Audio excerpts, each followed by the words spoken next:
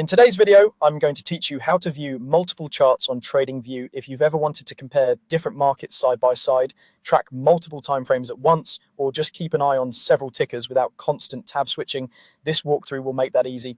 We'll start on the home page, open a full chart, then use TradingView's built-in layout tool to split the screen into multiple panels. I'll also share a few practical tips to keep things organized and readable as you go.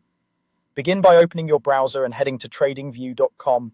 If you have an account, sign in so your preferences and layouts can be saved. You can still follow along without signing in, but saving multi-chart layouts may be limited depending on your plan. Next, choose the stock or market you want to analyze and open the full chart.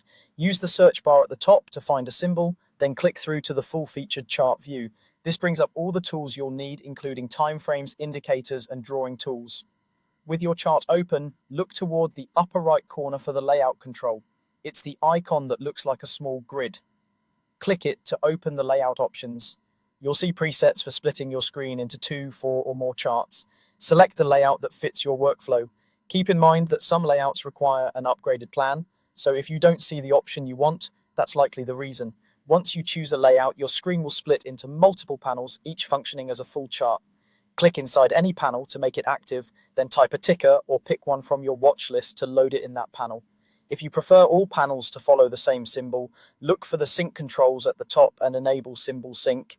You can also sync interval time and crosshair, which is helpful for comparing the same asset across different time frames or lining up exact candles across charts. Customize each panel as needed. You can set different intervals in each pane, add indicators individually, and zoom or pan without affecting the others if syncing is off.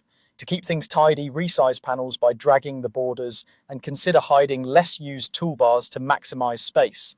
Before you move on, save your work so you can return to this setup later. Use the save control at the top to store your chart layout. That's all there is to it.